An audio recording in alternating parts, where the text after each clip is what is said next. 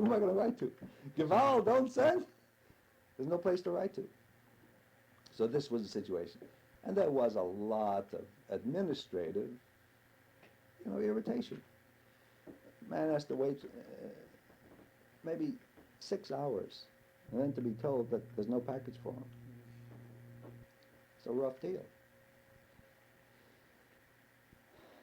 But I was out of it from that point of view. Do you remember at what point you were out of the package deal? It started... I would say sometimes in the maybe middle of December. Of 45. 45. So actually it was only from, September 45 till December 45 that you were actually... Well, I was in it because my name was on those packages, you see. Right, yeah, okay. And when those packages began to increase almost to carload proportions, and much of the material out of those packages began to appear in the black market, I was called in by the Inspector General's office of Third Army at Bad Tolz. And I was called in, and the sergeant was called in, and somebody read me the Articles of War, so that I should know my rights. And then, raise your right hand, do you affirm that what you're going to say here is the truth, the whole truth, and so on and so forth? And I said, yes. And I'm scared out of my wits. Because he says to me, we understand that you have been involved in the distribution of all kinds of civilian goods to Jewish personnel in the Greater Munich area. And I said, yes, sir. What can I do? There's this full colonel, and there's a lieutenant colonel, whom I used to know because he had once been the 9th Division Inspector General, and then he was moved up, promoted, and he was now at the Army General Staff level. And 3 or 4 other officers, and a stenographer was taking everything down. And I made the mistake of suggesting that one of the reasons why people were sending me packages was because they had heard that the military forces were not properly taking care of the needs of the DPs. What do you mean? I said, sir, I gave him a few little examples, of MPs pulling some of the stories that Abe was dealt with 24 hours a day when he wasn't dealing with big issues. He was always going down to some police station to pull out DPs.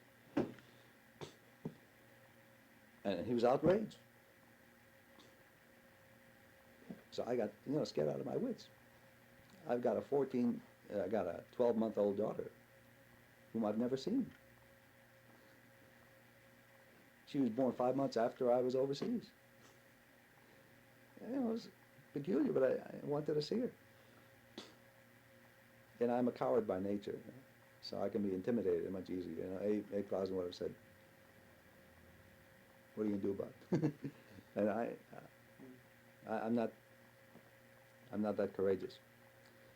So the first thing I did, ran home and destroyed all the copies of letters that I had written to various national organizations in the United States personally pleading for help, as if that was going to do anything to protect me. Fortunately, I had no way of destroying the correspondence that the general had.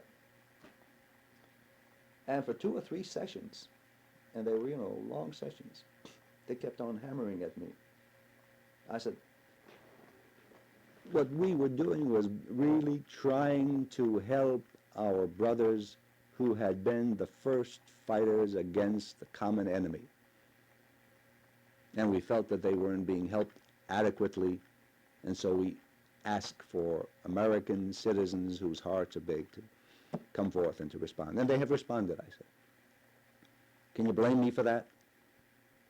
He says, you misused the U.S. mails. You usurped your authority as a chaplain.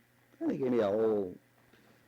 So, and this is maybe the 3rd session around, and finally I said to him, General, does that mean, sir, that I can forget about going home? He says, well, I'm not so concerned about whether you're going to be going home or not. There's enough here that might consider whether you would be going to Leavenworth or not. Now, that didn't really frighten me. But at this point, God sends help from nowhere. At this point, my ex-inspector general from the 9th Infantry Division, whose name I don't remember, and if I find it in my military records, I will make sure to send it to you, turns to his superior. Remember, this is Army. You don't just, 1 star means a great deal. And he says, sir, I can tell you that Chaplain Wall really had no control over where packages and mail and other supplies are being sent to him. Because only from one small experience that I had when I was with the 9th Infantry Division, we have here a copy of a letter that General so-and-so wrote in response to a letter from the AFL-CIO War Chest Committee, telling them specifically that if they want to send material aid to the DPs in his division area, that they could do much worse than to send it through Chaplain Max B. Wall, AP09, who was his, everything is by command of. When I conduct the Yom Kippur service, it's by command of a non-observant Protestant goy sometimes. Mm-hmm. And besides, he says, he's really a nice guy. I used to play poker with him every Thursday night. He's a lousy poker player, but he's a nice guy. Now, I assure you, there's no criminal tendency or desire in this. And if much of this material, he says, or if this material does seem to be popping out in public as black market material, I think the General will understand, too, the peculiar circumstances under which these people exist. So the General looks at him. He said, why didn't you just tell me this 2 days ago? And he says, Sergeant, take off. This stenographer. She says, okay, Wall, this is off the record. And I want to know the story. And I told them the story that I had seen, that Klausner had seen, the treatment of the Jews, the whole Holocaust as far as we knew it at that time. And you could see this man changing. And he says, I'm ashamed. I'm ashamed to hear this. I said, sir, I'm even more ashamed to feel that it has to be told. But can you fault me or can you fault Chaplain Klausner? And he says, I said, maybe. But I don't know what people call Jesus sometimes, too. And he says, well, then you'll simply have to, we're not going to punish you, obviously, for doing something which you have no control over. But you'll just have to stay here until all the mail that's addressed to you will stop coming to you, because you have to receive all the mail. I said, how can I write to Brazil and tell them to stop sending me letters? I don't know who's sending them to me. Or to all of USA. He says, well, then you'll have to sign a document absolving the U.S. postal system for any responsibility for anything that's addressed to you now, before, or after today. Does that mean I get a chance to see my wife and daughter this year? He says, I'm not making any bargains. So I signed the document again. I had already sent them a letter, when the JDC first opened up the warehouses. And shortly after, I went on leave before in Switzerland. I came back tired, exhausted, after a miserable schlep from Switzerland back up to Wasserburg, where I was staying. Beautiful little bedroom I had. Walking about 12:30 at night, just waiting for a bed. I hadn't slept for 24 hours. And there's a guy sleeping in my bed. So, who are you? He says, I'm your replacement. I said, go sleep. Who was it? Herbie Friedman. As it turned out, he wasn't my replacement because he was sent on to Berlin. But, that was an interesting personal experience. Now, why don't you ask specific questions as we go along? Okay, fine. No, well, I'm getting the type of response. I just wanted to know generally how you would characterize the entire package program. Was it helpful? Was it necessary?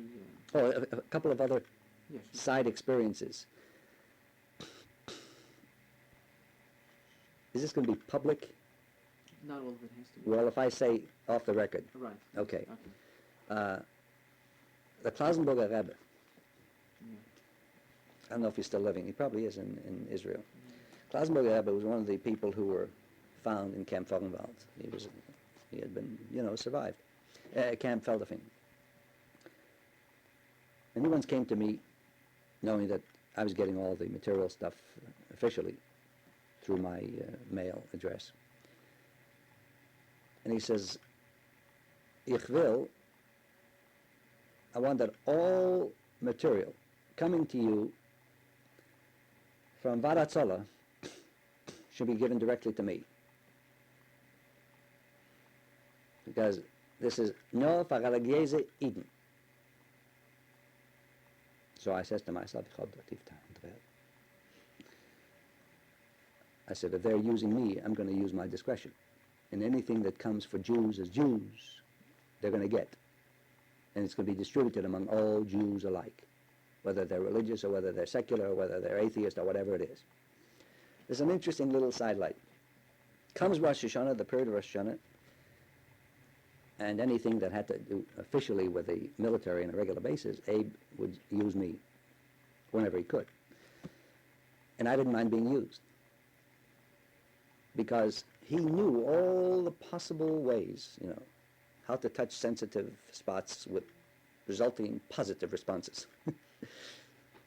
He's a devious positivist, I would call him, And that's what I was interested in, because I knew myself. I was a shy person. I wasn't aggressive. And he was. And so if I could be used that way, it was a wonderful feeling to know that. So he says, we got to do something about services. The first Rosh Hashanah in freedom.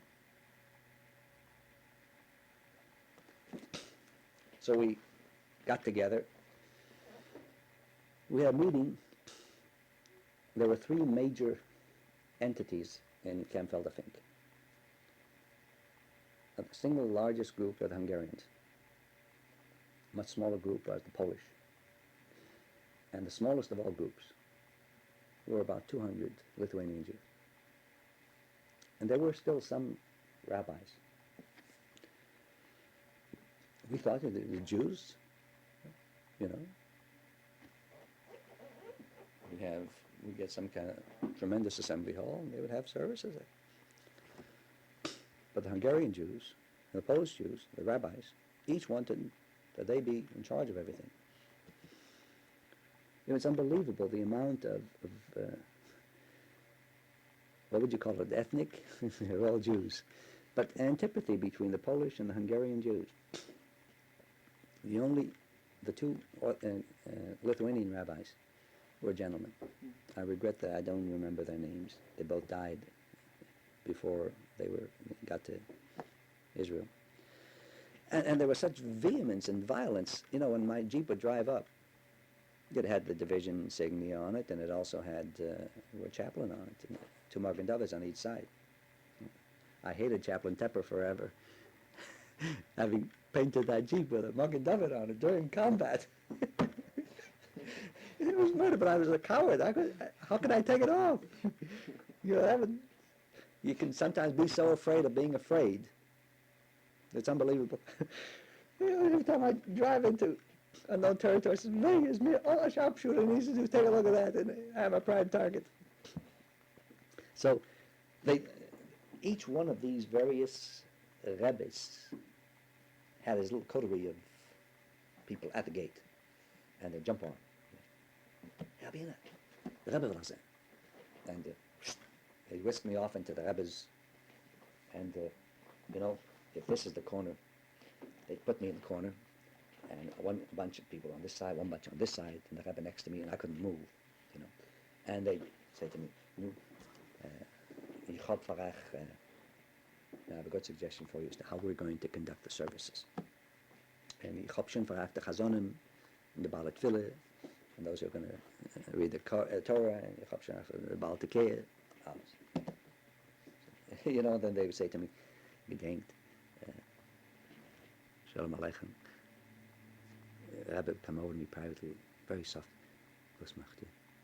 You know, as if he's going to give me some major secret. He says, give me a hand for me. Shalom Aleichem. Was macht ihr? Everything was on a shush basis.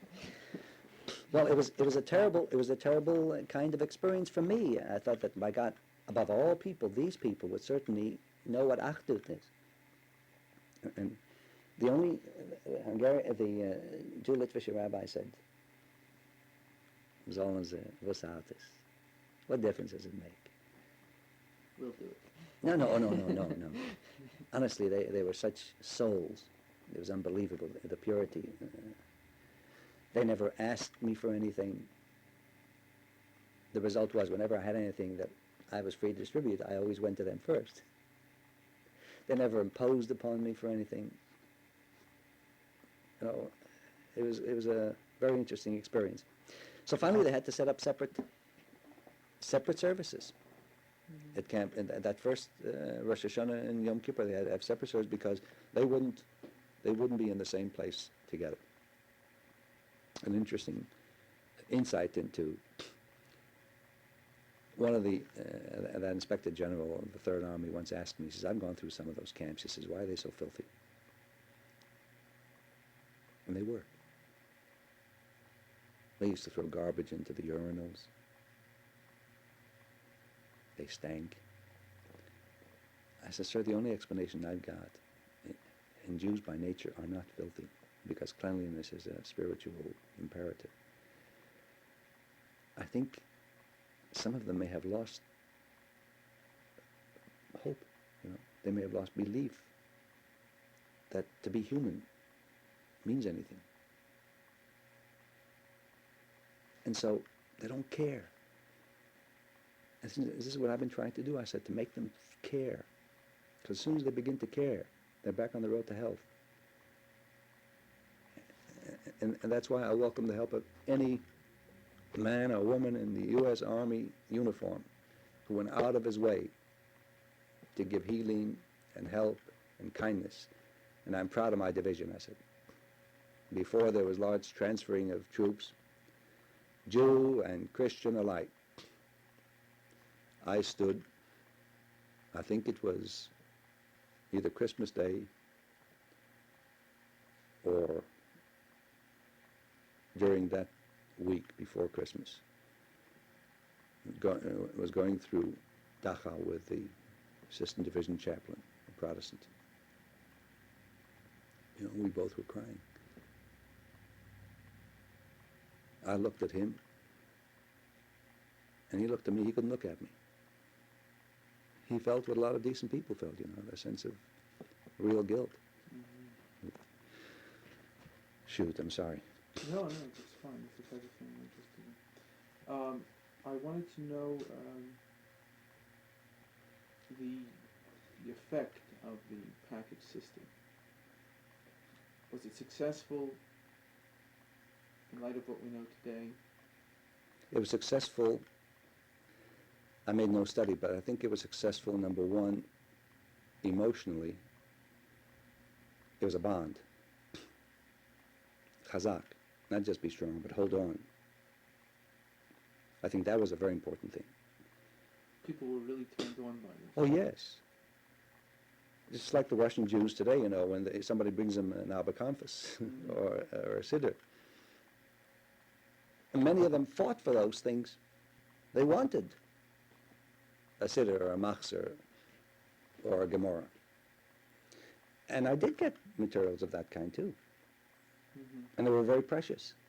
But overall, the packages meant I'm not alone. Mm-hmm. There's still connection.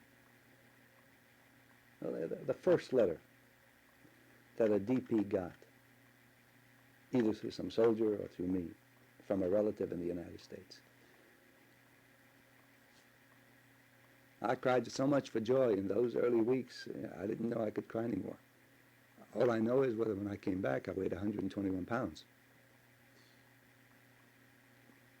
And I took a physical when the war ended, and I weighed 149. So it must have been what I saw and what I tried to, very inadequately to do, that tore me down.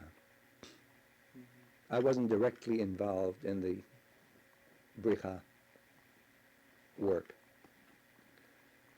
Now, many of my military people may have been.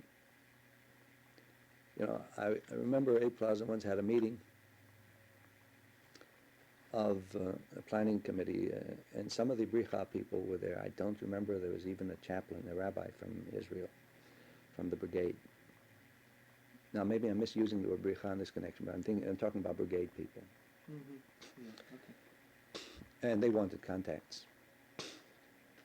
And I mentioned names, you know, various units and the kind of units they were interested in, ordnance, communications, and, you know, various areas. And I gave them names of Jewish boys who were there and who would be amenable to them. And that was the end of it as far as I knew. But I met boys later on who told me, hey, I met somebody from the Jewish brigade who was on temporary leave. And he says, I can't tell you what we did, but it's good for Jews. Mm-hmm. Well, you know, but later on, of course, I discovered that what they were doing was making available to these people all kinds of arms and weapons that could be stockpiled and picked up later on by, you know, when it'd be easier to ship large amounts, or in many instances to equip maybe individual DPs who were already on the route directly to the ports of embarking them for Palestine. But I had no direct contact. Okay, well, there are two things here. I don't think we've, have you said all that you want to say about the packages? And then I want to go to this next point that you mentioned. Yeah, I think, as far as Now, I'm concerned. what type of material did you get? How would you characterize, I'm sorry to be so specific about... By all means. In the packages, you mean? Yeah, what type of material did you get? Clothing. Useful clothing? Well, I got from people who were in the manufacturing business, say, of woolen skirts or sweaters, cases. You know, maybe 30 woolen skirts, or 4 cases of women's sweaters or men's sweaters, kind of things. And they went right into the warehouse. Unfortunately, there's no question about it. Some of this stuff did not get to the people who needed it. Some of it went off into black market. Mm-hmm. Then yeah, I'm sorry. Food. Yeah. The kind of food that can last. You know, like coffee, cocoa, sugar, rice,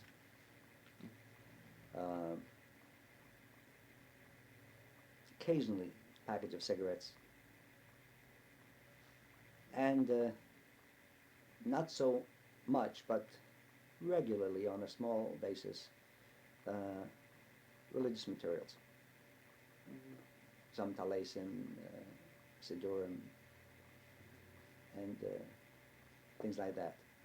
If they came from organizations, they were much better organized, you know, large mass of material of one kind. If they came from private individuals who didn't know what to do but wanted to do something, you got a hodgepodge in a package. And it took time for people to realize that the Army postal system was going to be taking more than 5-pound weight packages. Because all they had to do was mark it religious, and you could go up to 70 pounds. Was there anything else about this program that you wanted to say before we just go on? No, if I think of anything, later I'll mention to you, and you can write it down or something. Okay, fine. Now, you hinted at something that I've been trying to find out in detail, and perhaps you may know something more about it. And that is the question of sending guns across Europe to Palestine. I am told, and I don't remember exactly who told me, but they said that there was such activity on the part of chaplains, and thus far I have not been able to locate any chaplains who were directly involved in it. I wasn't, as I indicated a moment ago. Did you know any chaplains who were involved in this? I don't. In other words, no GI ever came to you and said, Chaplain, I have a gun that I'd like to have you pass on to Palestine?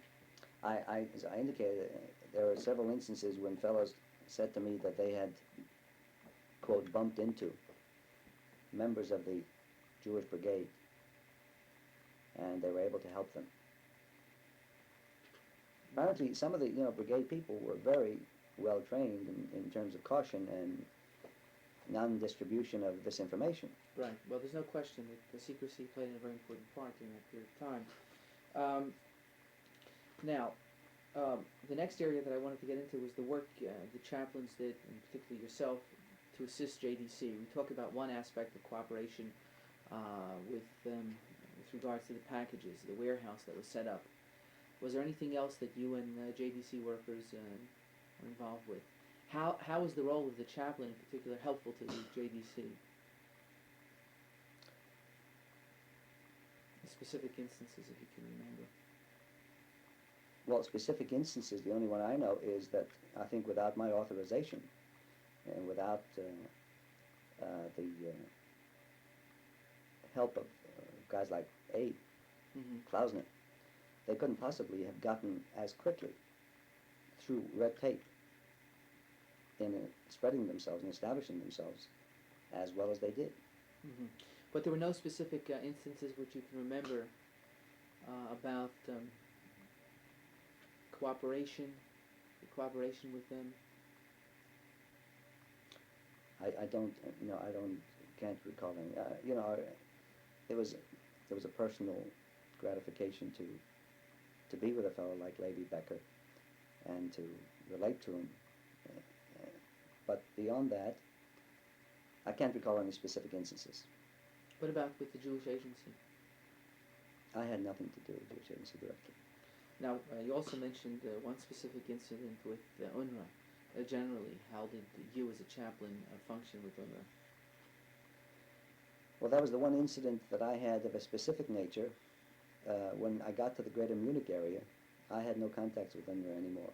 If there were for DP purposes, it would have been handled by the Committee for Liberated Jews, with Zalman Greenberg as chairman, and of course under the aegis and guidance and support and angelic supervision of A. Klausner.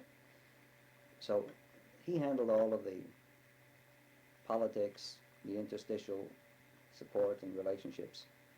And I think he used me only as he felt that he needed a specific military kind of a contact point. Now, were you involved in any way with Aliyah Bet?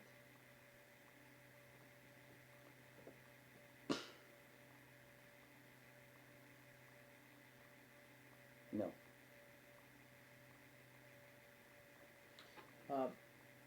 What about any efforts on your part to smooth the relations between the DPs and the Army? Yes. This is another area that I'd like to know in detail if possible. Well, to the extent in which any unit connected with the 9th Division came in contact with DPs, I made it my business to have orientation talks with every single unit, and I knew lots of the people there. With the communication people, with the quartermaster people, with the ordnance people, with the MP detachment, and I filled them with a background. So in other words, you felt it was your responsibility to educate. Absolutely, not only to educate, but to make sure that the education took. And I asked, same thing that happened all over the world in different periods in Jewish history, that if they got involved with a Jew, and the only kind with DPs, to call me, or call my office immediately. before they did anything. And many of them follow that routine. Because I knew a lot of the officers, and in 98% of the instances, we were able to smear things, smoothly so that things could. But as the months went by, and the influx of material, and the fluidity of the material increased, the activities of many of the DPs became more deeply illegal in terms of the relationships. I'm not talking about Ali Abed or against the British or anything. I'm simply talking about, they're stealing from camera shops or intimidating Germans and taking their things and selling them on black market, or dealing with Russians, coming from the Austrian border where the Russians' occupation zone are up near Leipzig in that area. They became rather flagrant in many instances in their activities. So it became a little bit more difficult. When you get the same guy hauled in 5 times, it's kind of hard to say, forgive me, knows not what he's doing. You know what I mean? All right. So what was your function at that point then? I mean, how did you deal with them? Well, I tried to persuade the authorities. Look, what do you want from this guy? He's trying to make a living. He's not harming the army directly, especially if it was not military equipment. I mean, I couldn't argue this way if it was a Jeep. And they were stealing Jeeps? They're stealing anything. I mean, civilian populations around the U.S. Army in England and France and Germany and Belgium and Holland, wherever they were. I mean, some of the stuff even got to the front. What do you mean? I mean, for example, if the U.S. sent 100,000 gallons of oil, of gasoline for tanks, some of it even got to the front of the tanks. Oh. This is, and even in the Army itself, the U.S. Army was involved in this. There were GIs, there were U.S. military personnel who were making huge fortunes. Selling to the population? Yeah. A package of cigarettes sold for $10. Which they were not permitted to do. So therefore, what the Jews were doing was on a minor scale, or at least Except on they the were same... identifiable as Jews. That's the only difference.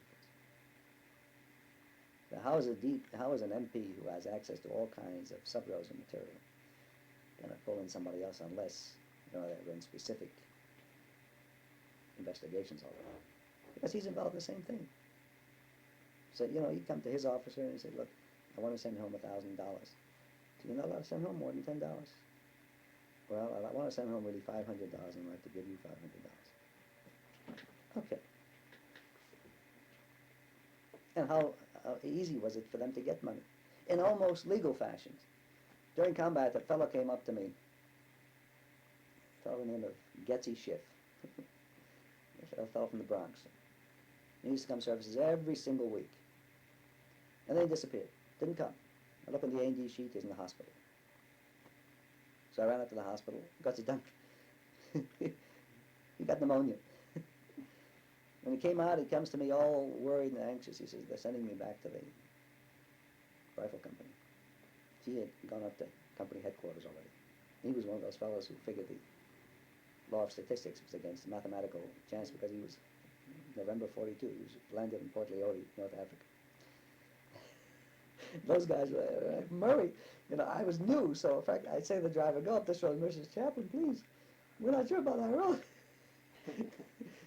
So he said, then he comes back and he's complaining. He's worried. He's going to get killed. So I said, Getsy, what can you do? I mean, just take the best care of yourself. He comes back 2 weeks later in services. He's got a broad smile on his face, nice beard. He looks healthy. He's got a big knapsack on his back. I said, Getsy, they transferred you. He says, no, I'm the head scout in my battalion. Why are you so happy? He says, I get first crack at all the cameras and Lugers. We come into a town, bring all your cameras and Lugers. So after services, he opens up his pack, all kinds of cameras and Lugers. I just got to take one of each. So I said, what do I know about cameras? He says, they say a Leica is a good camera. Take a Leica. Here's a Luger. Okay.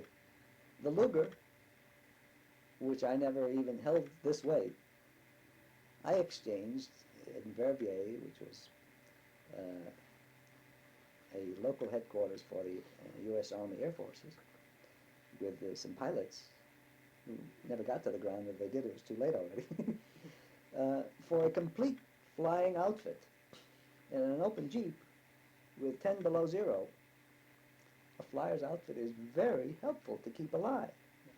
You know, you saw those thick, with hands that way in the big boots and everything, for one Luger. And when somebody heard what I did, they said, you were stupid. You could have got at least 4 of those outfits for one Luger. Because all they had to go was to the supply sergeant and get 4 outfits. And the Leica camera, I later sold for, I think, some, who knows, maybe $800, maybe $900. And most of that money we then put into the general fund that Abe was collecting for. I kept a couple of $100 myself, which I sent off. I just gotten word that my daughter was born.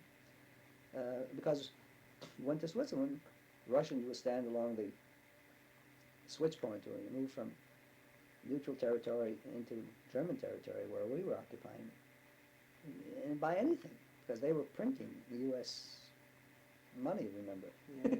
No problem for them. But there was a lot of black market profiteering among the Americans, and the DPs were doing it on a smaller scale. They were much more vulnerable And visible.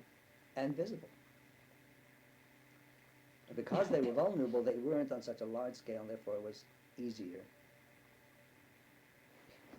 The general experience I've had is if an individual is involved with the system, the legal system, and nobody represents him, then he's lost. But if the legal system knows that somebody is interested in him, who is a part of the respectable community, then that person is more apt to get what I would say a better treatment. It's a natural kind of thing.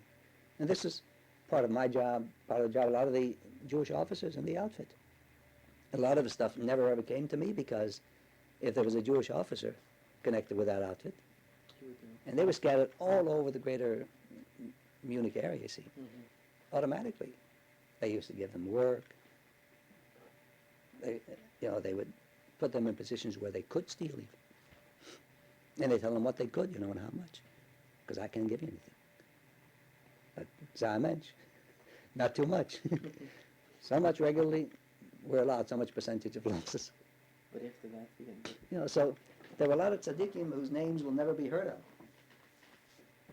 Fine, decent people. Would you say that the chaplains organized a lot of the activity that took place? In other words, or gave them a focal point at which to... In some instances, chaplains may have.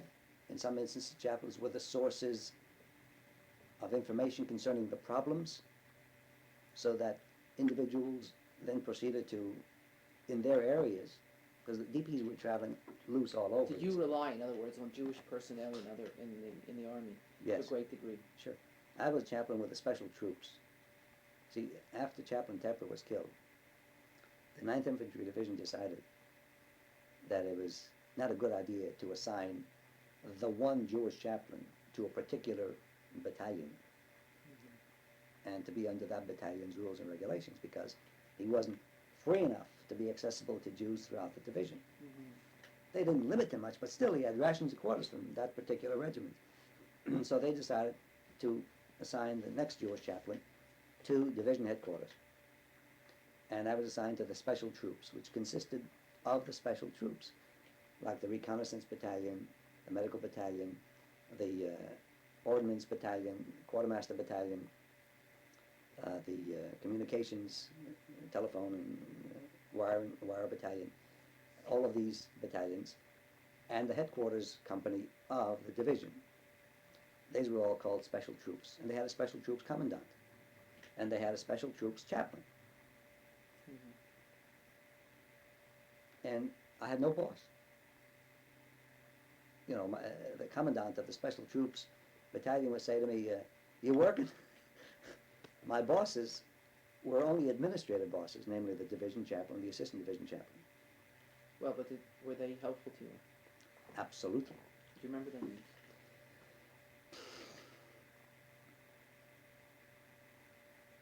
Yeah, I remember the assistant division chaplain was an American Lutheran chaplain by the name of Probst, P-R-O-P-S-T. And the division chaplain, after the war ended, for a while, was a fellow by the name of Phillips, a Protestant. And then the other names, I'll have to, if they're of any value, I'll write them down. Well, sometimes I may use them, sometimes I may not. It depends. Yeah, But I okay. think it might be good for the record. So in other words, as far as you were concerned, you had the complete cooperation of the chaplains, of the non-Jewish chaplains. Absolutely. Now, did you work with any Jewish chaplains aside from Klausner? And maybe you ought to go into a little more detail about your relationship with Klausner and how you helped him. Were there times when, specific times when they were after him and you were able to do something for him? No. All I knew is, you know, I'd get a call occasionally. If you see that guy, you better tell him to get back to his unit or else. And then from the same level, but from another department, the department having to do with dealing with civilians who were non-indigenous to the particular country, I'd get a call occasionally, we just got 30 Jews across the Russian-American boundary line. What do we do with them? And I had him and Hall for a minute, and they say, well, tell Klausner about it. So they knew that you were in contact with him. Oh, yes. Yeah. Nobody ever made an effort to use me to catch him. No military authority of it. In other words, I think what they were trying to do is simply to contain him. Because, you know, he was uncontainable. He was irrepressible. He was a tremendous... They could have sent him back, couldn't they? If they wanted to, or If they were afraid of the publicity. If they really wanted to, of course they could have. But weren't you sent out of the area? I was sent out of the area As a result of the... when I had finished a sufficient tour of duty. I was sent out in the area. Not because of the packages? No. I had been waiting to get home. You know, I wasn't a saint. I was an ordinary person who had a wife he hadn't seen for 18 months and a 14-month-old daughter whom I saw for the first time. You know, you've got a son, you know. You just feel like, and by that time, you know, things had pretty well developed. JDC was in, you know, So very when well established. exactly did you leave? I left April 6th, 1946. I came home I left April 6th. And I was discharged from the Army in June 6th. What about your work within the camps? Is there anything there that might be helpful? Within the major camps, my work was basically a delivery boy and a visible point of contact. You know what I mean? Be more specific. With the DPs, on the one hand, to know that the American Jews weren't forgetting about them. So I would deliver mail. In the beginning, I would bring packages if there weren't too many. And whatever I could scrounge that they needed. Whenever my Jeep drove up, there were always materials that I picked up at the QM, at the supply, at the kitchen. My mess sergeant was a Jewish boy. I've been trying to think of his name for years. From Bingham to New York. Don't ever get old. Power to remember. And he'd know which day I'd be going, and he'd always have a big box of stuff that he couldn't use. In the beginning, I used to bring it to the office of the camp, and I discovered that wasn't having any human effect. So, you know, one day I would spend time with the pilot sheet, and I'd give it to the Rebbe in the presence of others. I never found these people to be these were not people who were concerned about themselves, these rabbis. They weren't. No. There was nothing untoward about them as individuals. They were concerned about their people. Nobody else but their people. Well, I can't even blame them for that, because it's one of the experiences they learned. You got to think of number one. Number one for them was their people. Mm-hmm. None of them thought of number one, the unholy trinity, me, myself, and I. None of the people I met. The Klausenberger, whom I didn't like because of his desire to take over control of the whole camp. As far as I knew, never benefited personally from any of the stuff.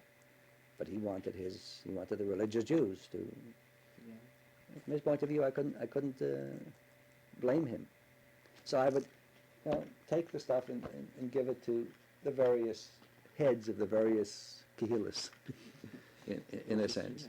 And occasionally I'd be human enough to give it to an individual whom I met, whom I happened to make a contact with. I'd bring him a can of coffee or some sugar or minor things. My effort was to, let me give you a personal experience. Abe Klausner had set up with the committee, a conference of liberated Jews of Bavaria in the city of Landsberg. And liberated Jews. There were all kinds of people there. And he had asked me to come to. And driving from Munich to Landsberg, I became increasingly apprehensive about the thought that I might be asked to say a couple of words.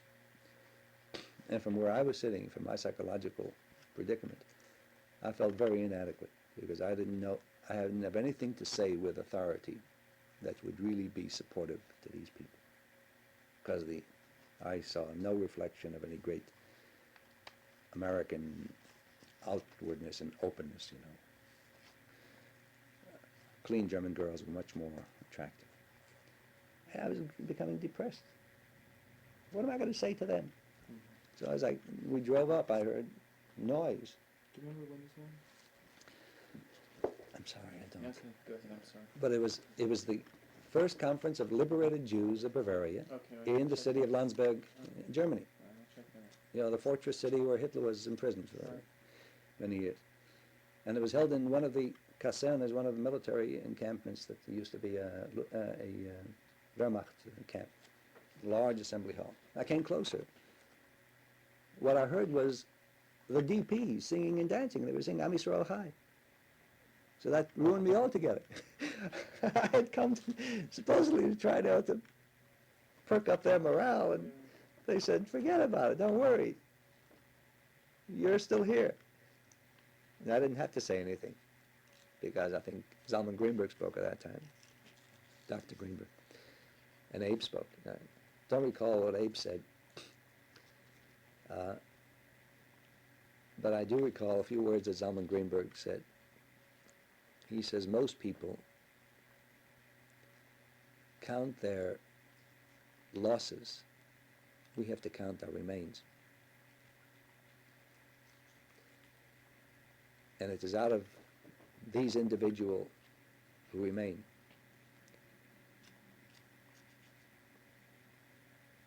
from whom we will start over again. No words to that effect. But the words that I remember is, whereas other people count their losses, we count those who are alive. Because he was talking to the She'eri Tapleta, as such. I can remember one experience that may be of peripheral interest, color background. The agency had arranged for David Ben-Gurion to come to Munich to speak to the DPs. And he came with a British, Jewish titled lady. Was it Lady Astor? No, not. There was a. From England. Yeah, high. Reading? Lady Reading, maybe, right? And he spoke in the Rathaus in Munich. Have you ever seen it? It's a beautiful building. Yes, yes. And there are people on all the levels and all the stairways and in the main hall downstairs. And he said to the people, he said, I'm not going to speak in Yiddish. I'm not even going to speak in Hebrew. I'm going to speak in English because I want all the foreign correspondents who are here to know what I'm going to talk, because I'm going to reveal a great secret. He says, there's been so much talk about a secret Jewish underground. I'm going to reveal the organization that's responsible for it. He says, the world's Zionist organization. So we had lunch afterwards, and I happened to be sitting next to him. This lady, I don't remember who her name was, Reddy, borrowed a wristwatch from me because her watch had gone wrong. I remember this because she never even bothered to write and say thank you. I bought it in Switzerland for $10 or something. And I said to him, what's going to be? You know, everything looks so black in the beginning of 46. And he looked at me, you remember those shoulders. We will be. Just like that, we will be. 1962, I was sitting in the Knesset with my wife and looking down on the old Knesset. And there, same broad shoulders, same pink cheeks, pink forehead, pink scalp. Reading the New York Times, while Eshkol was giving the financial report to the Knesset. And I dug her in the ribs. I said, you know, he was right. You know, those are some of the, as you look back, I mean, what's important, what isn't important. If you can make contact, and you feel that one person is alive, because there's something you tried to do. That's why I think that was such a very important period in my life. Not because of what I did, but because of what I was a small part of. You know, even an individual link. It's very important. Who knows if an 8,000 hadn't been there? Or Zalman Schachter, Herschel Schachter, or Marcus, or Meir Abramowitz, or Herb Friedman, or Julie Nadich, or any of these people. Who knows how much slower the process of keeping alive. You know, they were dying for weeks after we opened those camps. It wasn't just a simple one experience. In a little town right outside of Germany, I was standing with a couple of military civil affairs officers who were administering that town, and a train of DPs was coming through the station. They were transferring them from a mixed camp to a specifically Jewish camp. And they stopped there, and these military officers with a medical officer came and brought the train to examine. And they found some people who were too far gone to be allowed to travel any further. So they took them out, and this town was later used as a large Air Force base for the U.S. Air Force. In the year I was there, it'll come to mind. And put them on stretchers and took them out, and they put them on the floor of the station while they were waiting for the ambulances to come. They distributed some of the traditional GI largesse, chocolate, kaugummi, and cigarette to these people, some of whom so sick they could hardly eat. And one elderly gentleman was given a couple of bars of chocolate, and as soon as the distribution was over, the German kids came running in, chocolate, kaugummi, bitte. You know, and if anybody had a right to tell these kids to kick their teeth in, these people did. And this man I don't think lived 3 days after. Took out the 2 bars of chocolate that they had given him and broke them up and gave them to these kids. I just broke down. I cried. Some people say to me, well, so what's so wonderful about that? To me, Hitler had not defeated him because he hadn't dehumanized him. He hadn't won. This man died. Only 42 years old, looked like 95. So where do you learn? Who are your teachers? I don't know. My memories are somewhat biblical. Let me explain what I mean. What do we know about Moses' contacts with Egyptian bureaucracy when he was 16 years old? You know? Or what sort of girls did Moses like to date? Or who was the commander-in-chief of Pharaoh's army when Moses led the Jews out of Egypt? I don't remember those things. I don't remember names. Maybe because, who knows, maybe psychiatrists would tell me why. I can't remember names. But I remember some of these incidents, and they stand out because they were really not individual. They were examples, universal. When I came home, I was ready to tear America apart. How callous the Jews appeared.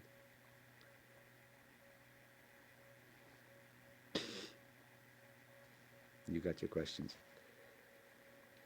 Basically, that's the gamut of my interests.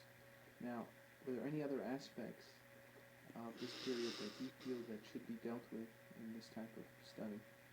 You're doing a study of the Jewish chaplaincy in the DP. In the role of in rescuing Jews and helping Jews after liberation.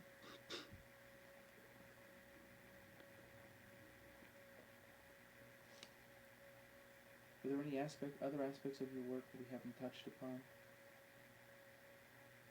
Well, you know, symbolic things like I was called by the Red Cross staff in Munich and asked if I wouldn't like to conduct Shabbos morning services in the Brauhaus where Hitler used to meet with his staff.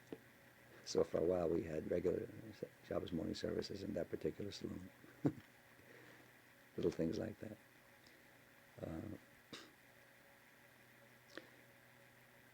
As a person, my most important memories are twofold.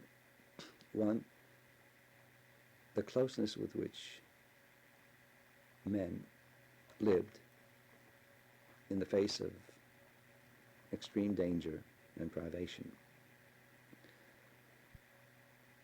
namely within the military. That was a personal experience as compared to the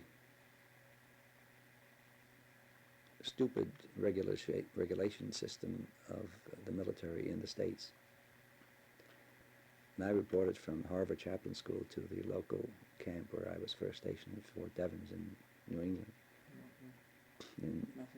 Yes, in 1943. The colonel who was commandant of the camp spent 15 minutes bawling me out because I hadn't saluted properly when I walked into his office.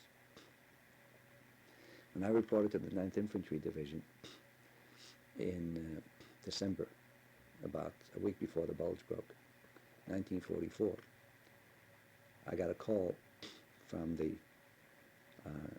commanding general's headquarters that General Louis C. Craig wanted to see me. He was a 2-star general in command of the division. It was right smack during the bulge. And I was scared out of my wits, so I went to my friend, division chaplain. He said, don't worry. He has to meet every single chaplain who comes to the division. I said, but now? Doesn't make any difference. He's a devout Catholic, and he thinks the work of a chaplain is of ultimate importance. So I went.